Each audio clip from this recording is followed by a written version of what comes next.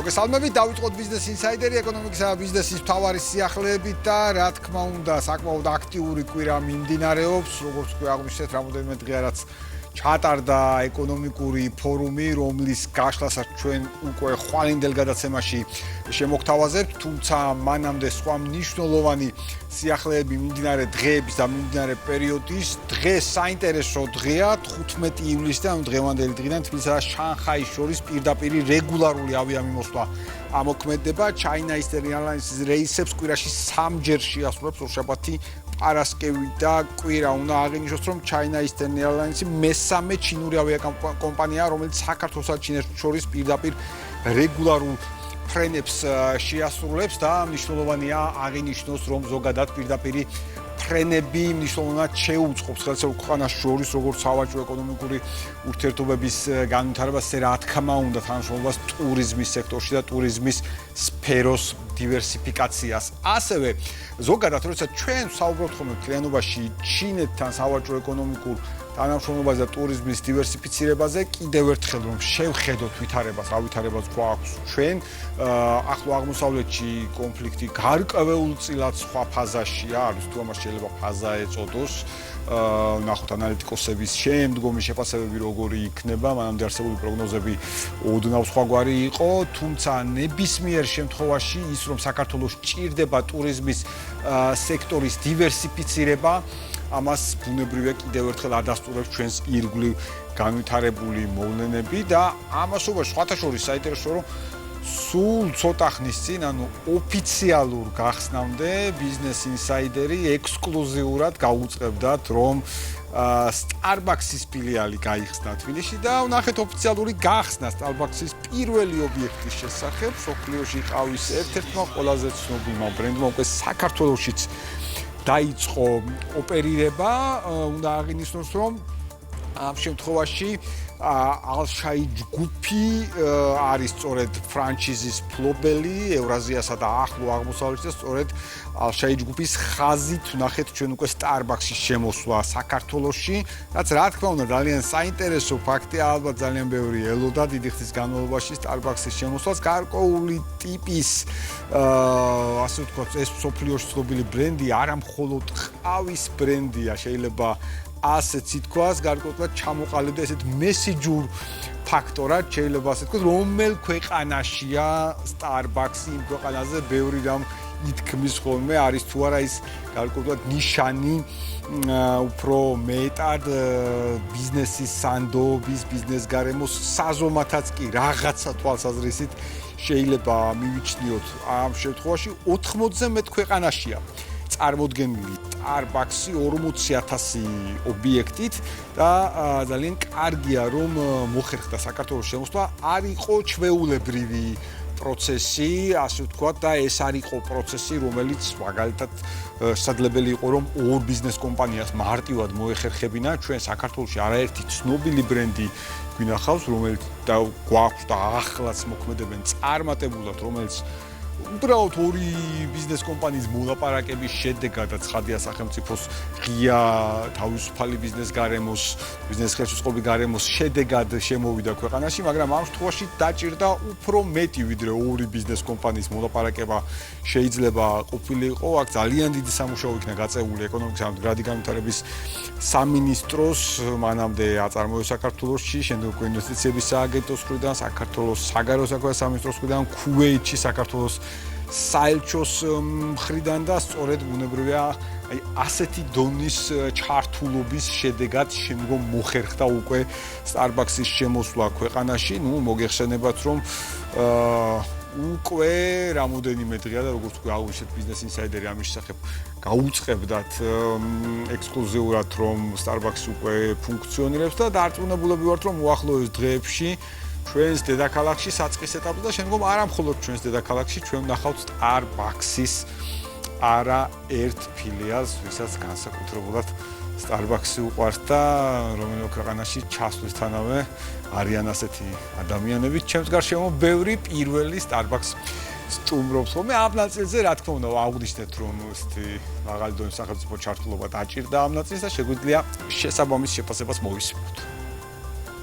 Starbucks-ის და Alshaya ჯგუფის ინვესტორის Alshaya ჯგუფის შემოსვლა საქართველოში კიდევ ერთი მნიშვნელოვანი ნდობის გამოცხადება არის საქართველოს მიმართ, ქართული ეკონომიკის მიმართ, იმ ეკონომიკური განვითარების, იმ ეკონომიკური მაჩვენებლის მიმართ, რაც საქართველოს აქვს ბოლო 5 წლის განმავლობაში, ზოგადად იმ საინვესტიციო და ბიზნესის კეთების გარემოს მიმართ, რომელსაც საქართველოს მთავრობა წლიდან წლამდე უზრუნველყოფს და თქვენ იცით, რომ საქართველოს ლიდერობს ბოლო ვიტყოდი 10 წლის გაწლეულის განმავლობაში ყველაზე წამყვან საერთაშორისო რეიტინგებში, რომელიც განსაზღვრავენ ბიზნესის თვალსაზრისით, ინვესტიციების თვალსაზრისით ქვეყნების მიმზიდველობას.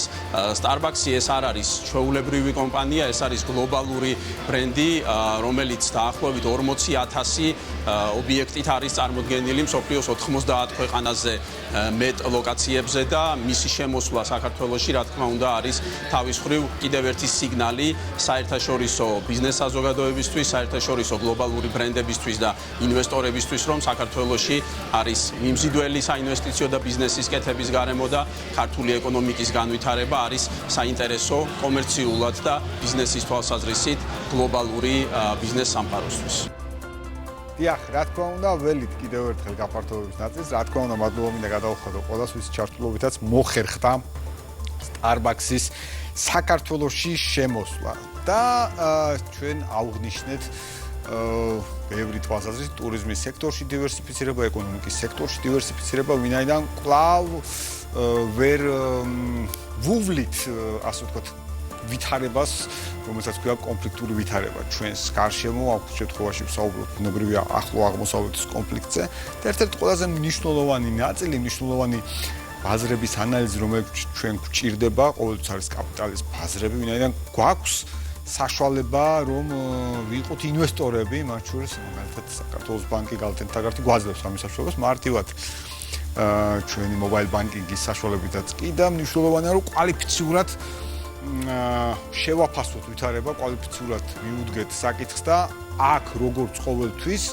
ჩემთვის ნომერ პირველი, მაგრამ არა მარტო ჩემთვის ნომერ პირველი, ქვეყნისთვის ნომერ პირველი საინვესტიციო ბანკი გალთენთაგართის რჩევები ყოველთვის გამორჩეულია და დღეს მარიამ ნატროშ უსთხოვეთ კაპიტალის ბაზრებით ანალიტიკოს ჩვენთან სტუმრობა. მარიამ, მოგესალმებით.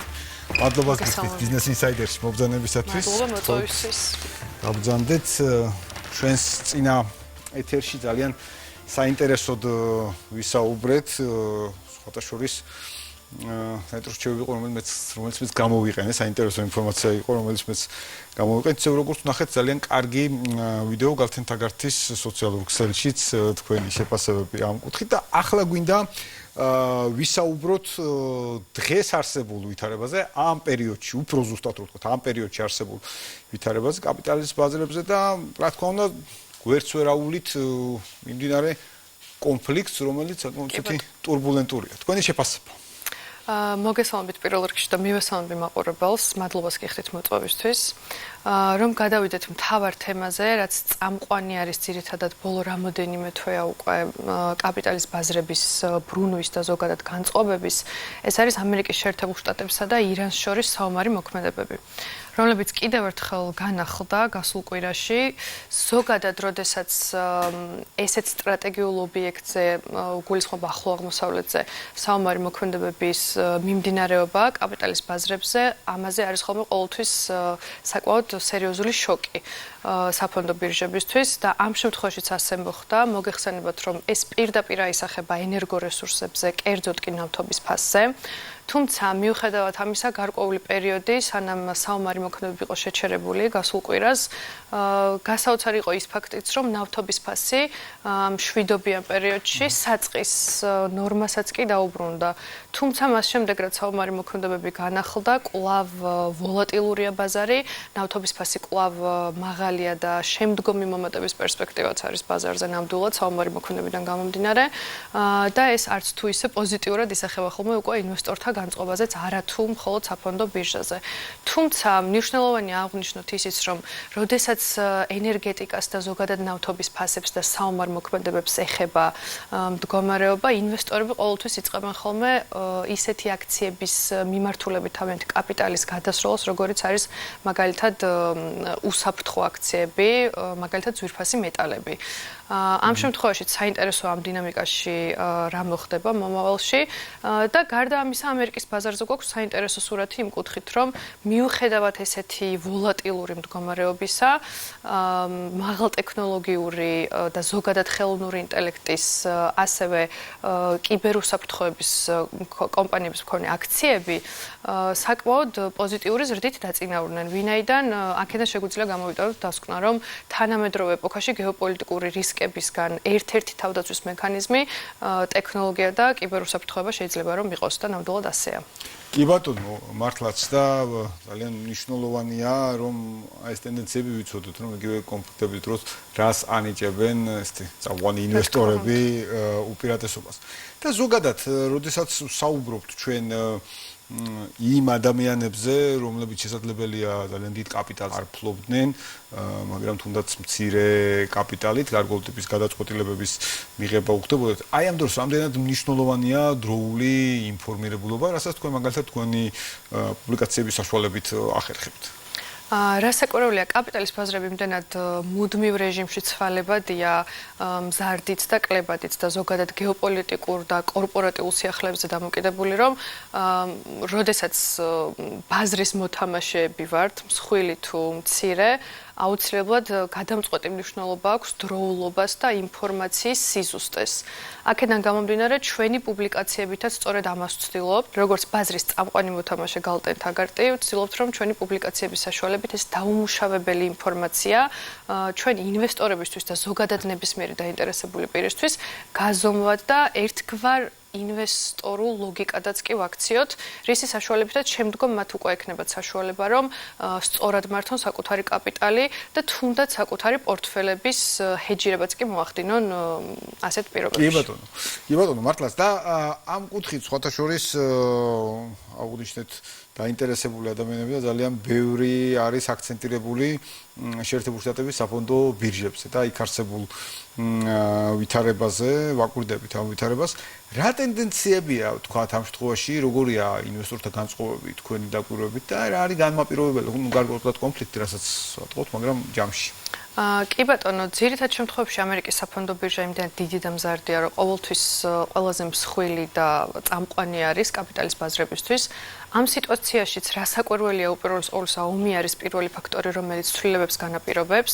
პირველი ცვლილება ეს არის ხოლმე ინფლაციის მაღალი მაჩვენებელი, რის გამოც ამერიკის შეერთებული შტატების ფედერალურ სარეზერვო სისტემას უწევს საპროცენტო განაკვეთების გაზრდა. ან რაც მოხდა ამ თვეშიც, ან თუნდაც გარკვეული დროით, ხანგრძლივი დროით გაზრდილი საპროცენტო განაკვეთების შენარჩუნება ინფლაციის დასარეგულირებლად. თუმცა მეორეს მხრივ ამერიკის ბაზარზე ამჟამად შევდივართ მნიშვნელოვან კვირეულში, შეიძლება რამოდენიმე კვირაც, უпростоრად რამოდენიმე კვირაც გრძელდება ხოლმე ეს პროცესი. ეს არის ანგარიშების გამოქვეყნების პროცესი, რომელიც ძირითადად იხსნება ყველაზე მსხვილი გიგანტი ბანკების და ფინანსური კომპანიების ანგარიშების გამოქვეყნებით. უკვე ამ კვირაში დაწყებულია ეს პროცესი და საუბარი მაქვს ისეთ ბანკებზე, როგორიც არის Bank of America, Wells Fargo, Citigroup-ი, Goldman Sachs-ი და ინვესტორები დიდი მოუთმენლობით ელიან ხოლმე ამ ბანკების ფინანსური შედეგების გამოქვეყნებას, ვინაიდან საკმაოდ საინტერესოა მათი მარჟები, წმინდა საპროცენტო მოგება, შემდგომ უკვე ინვესტორთათვის გადაწყვეტილების მისაღებად საერთოდ რა ხდება ამ ეკონომიკურ თუ კაპიტალის ბაზრების ბაზარზე. კი ბატონო, ცოცხალ დოკუმენტებს უყურებენ, ხო? რა თქმა უნდა, შედეგები და ეს. უკვე კვირის მეორე ნაწილში გადავინაცვლებთ ტექნოლოგიური კომპანიების ანგარიშებზე და ასეთი ერთ-ერთი ყველაზე მსხვილი არის TSMC ასეთი კომპანია, რომელიც კვარტალურ ანგარიშსაც ველოდებით, გარდა ამისა ველოდებით Netflix-ის ანგარიშებსაც, რაც შემდგომ უკვე თითქმის განაპირობებს ხოლმე ინვესტორების განწყობას ზოგადად ვაჭრობისადმი ამის შედეგად. კი ბატონო, აი სხვა შორის ეს საინტერესო ტენდენცია ამ კუთხით, რომ ერთია გარკვეულად შეგრძნებების დონეზე გადაწყვეტილება, მეორეა კონკრეტულად როცა ფაქტებს ხედავთ, აი იმ მომენტში რა გადაწყვეტილებების მიღება ხდება. მთლიანობაში საუბრობთ, ასე ვთქვათ, ასეთ ტიპის გადაწყვეტილებებს, აი კორპორატულ სიახლეებს როგორ აკვირდებით მიმდინარე პერიოდში, რა ძირითადი ნაწილი შეიმჩნევა, ასე ვთქვათ, რა სიახლეები. კი ბატონო, კორპორატიული სიახლეები როგორც უკვე ვახსენე არის ხოლმე, როდესაც ეს პერიოდი იწყება. კი ბატონო, თავარი პერიოდი ერთგვარად. დიახ, ჩვენი საყვარელი პროცესი არის, იმიტომ რომ ფაქტობრივად შეიძლება ითქვას, რომ შიდა სამზარეულოშიც ვიხედებით ასე თუ ისე. და როგორც წამყვანი საინვესტიციო ბანკი მუდმივ რეჟიმში ხდება ნებისმიერ პუბლიკაციაზე თუ გამოქვეყნებაზე თუ ინტერვიუზეც კიდე შეხვედრაზე დაკვირვება, საიდან გამომდინარეც უკვე კვარტალურ დინამიკას წინასწარ განსაზღვრავთ. როდესაც ხდება შედეგების შეფასება, შემდგომ უკვე ჩვენი ინვესტორებისთვის და დაინტერესებული პირებისთვის და მომხმარებლებისთვისაც ეს ინფორმაცია ხდება ხოლმე უფრო მეტად გაზომვადი და სადაც არის ტექნიკური და ანალიტიკური სინთეზი, რაც ჩვენს პუბლიკაციებში კი ბატონო, საკმაოდ საინტერესოდ არის ეს ნაწილი წარმოდგენილი და არ მინდა გამოგვრჩეს ევროპის ნაწილი, სადაც ასევე ვთქვათ, ახორციელებენ ინვესტორები და მათ შორის ადამიანები კიდევ ერთხელ შედარებით მცირე კაპიტალით ინვესტირებას. ევროპაში რა ტენდენციას ვხედავთ ამ ნაწილში? ევროპა ძირითადად არის ხოლმე უფრო მეტად მგრძნობიარე და სენსიტიური ამერიკის შეერთებულ შტატებსა და ირანს შორის საომარ მოქმედებებზე, ვინაიდან ევროზონა არის სრულად იმპორტირებულ ნავთობზე დამოკიდებული. აქედან გამომდინარე, გასულ კვირაში, როდესაც უკვე საომარი მოქმედებები განახლდა, ევროპის ბაზრებზე წამყვანი ინდექსები შემცირდა, თუმცა ამ შემთხვევაშიც მიუხედავად ამისა მაკრომონაცემები არც თუ ისე ცუდად გამოიყურება და ინვესტორები აქაც უყურებენ რამდენად სენსიტიური რეაგირება ექნება თუნდაც ევროპის ცენტრალურ ბანკს და ზოგადად ევროპის ეკონომიკას არსებულ ვითარებაზე. კი ბატონო და კადრებში უყურებდი ტოკიოს ბირჟის კადრებს ასევე და აზიის ნაწილი აუცილებლად მინდა რომ აზიასთან დაკავშირებითაც კითხოთ რა ვითარება გვაქვს. კი ბატონო, აზიაში გვაქვს საკმაოდ ცვალებადი ორმხრივი ვითარება. ერთის მხრივ იაპონიაში და ჩინეთში წამყვანი ინდექსები ორივე ქვეყნის შემთხვევაში დაეცა, თუმცა არ შემიძლია რომ არ ვახსენო ჩინეთის და ჰონკონგის Hang Seng ინდექსი, რომელიც ჩინური და ჰონკონგის კომპანიებს არის დაკომპლექტებული, სადაც წამყვანი არის ჯანდაცვის სექტორი და ხელოვნური ინტელექტი, ზოგადად დიდი ტექნოლოგიური კომპანიები, რომლებმაც გასაოცარი 3.53%-იანი ზრდა დააფიქსირეს გასულ კვირას. რაც ისევ და ისევ ამ ტექნოლოგიური წინსვლით და ზოგადად ხელოვნურ ინტელექტთან დაკავშირებული გაზრდილი მოთხოვნით და ინტერესით იყო გამოწვეული. თუმცა იაპონიაში გვაქვს იენის გამყარების დინამიკაც, ვინაიდან გასულ კვირას ფინანსთა სამინისტრომ მოუწოდა sapensio სააგენტოს, რომ იაპონიის ფინანსთა სამინისტრომ დავაზუსტებ იაპონიის ფინანსთა სამინისტრომ sapensio სააგენტოს, რომ შიდა აქტივებით ვაჭრობა უფრო გაეუმჯობესებინათ და ამან ცირევადაში მოგვცა იენის გამყარების შედეგი. კი ბატონო, და ბოლოს აუცილებლად ვინდა კვლავ გალს დაუბრუნდე ამ კუთხით, ხადია და რამდენად მნიშვნელოვანია კიდევ ერთხელ გალთისთვის კაპიტალის ბაზრების შესწავლა და ასე დაკვირვება და ჯამში რომ ვთქვათ მომხმარებლებისთვის ყველასთვის, ანუ ამ შემთხვევაში ყველასთვის გულისხმობ ყველა ფინანსური შესაძლებლობების მქონე მომხმარებლებისთვის რა ძირითად პროდუქტებს თავაზობს გალთი. ზოგადად კაპიტალის ბაზრების მიმართულება, განსაკუთრებით კი ანალიტიკა ჩვენი ბანკისთვის არის ერთ-ერთი წამყვანი მიმართულება. აქედან გამომდინარე, ყოველდღიურ რეჟიმში ვაკვირდებით კაპიტალის ბაზრების სიახლეებს და ზოგადად კაპიტალის მიმოცვლას გლობალურ ბაზრებზე. გარდა ამისა, ჩვენ ვაქვეყნებთ ყოველკვირეულ ანალიტიკას და პუბლიკაციებს ყოველკვირეულ ცვლილებებთან დაკავშირებით. მუდმივ რეჟიმში ვაკვირდებით ჰედჯ ფონდების მიმოხილვებს და ასევე რეგიონალურ თუ ადგილობრივ ობლიგაციების ბაზრებს.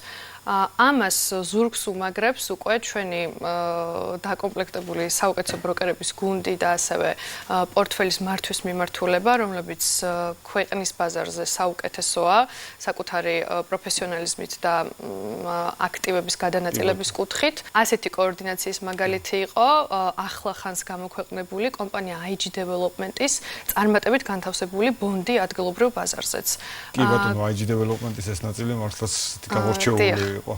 გარდა ამისა, ჩვენ გვაქვს შედარებით ინდივიდუალური ინვესტორებისთვის ჩვენი პლატფორმა ტრეიდერი, სადაც ვთავაზობთ ძალიან ბევრ ბირჟაზე წვდომას, მცირე აზიის ბირჟაზე წვდომასაც და გარდა ამისა, ნებისმიერ დაინტერესებულ პირს შეუძლია ასევე თუნდაც დუბაის ადგილობრივი ფასიანი ქაღალდებით ვაჭრობა.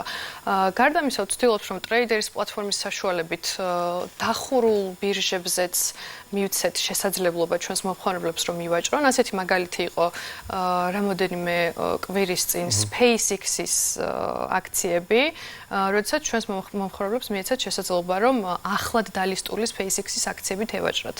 და სწორედ ამ პროცესში ვართ ეხლაც, ამჟამად ერთ-ერთი უდიდესი გიგანტის ხელოვნური ინტელექტის მიმართულებით Anthropic-ის დალისტვის პროცესსაც ვაკვირდებით და უკვე გვაქვს მზა სტრუქტურული ნოუთი, ერთგვარი ორდერი, რისის საშუალებითაც ჩვენს ინვესტორებს ექნებათ და მომხმარებლებს საშუალება, რომ წინასწარ სტრუქტურულად დაიკავონ პოზიცია Anthropic-ის აქციებით. და ზოგადად ვცდილობთ, რომ სრული ციკლი შევთავაზოთ მომხმარებელს ჩვენი სერვისის, იქნება ეს მაღალი დონის ანალიტიკა, ნებისმიერ ბაზარზე თუ ზოგადად კონკრეტული მიმართულებებით, რაც მათ აინტერესებთ, თუ მაგალითად დახურულ და ისეთ ლოკალურ ბაზრებზე წვდომა, რომელიც შესაძლოა, რომ ინდივიდუალური ინვესტორისთვის არც თუ ისე მარტივი იყოს. კი ბატონო, მართლა სამკუთხედს გამორჩეულია გახთ და მადლობა მინდა გადაგიხადოთ ამ ინფორმაციის ვინაიდან გვადგება ყოველდღიურ საქმიანობაში ნამდვილად. დიდი მადლობა მარიამ კიდევ ერთხელ ძალიან საინტერესო შეფასებებისთვის და ანალიზისთვის. Business Insider-ი კი დღეს დასრულებულია ეკონომიკისა და ბიზნესის მთავარი სიახლეებით თქვენ შეგიძლიათ ნახოთ ჩვენს ვებგვერდზე Business Insider-ი. მე კი ხვალამდე გემშვიდობებით.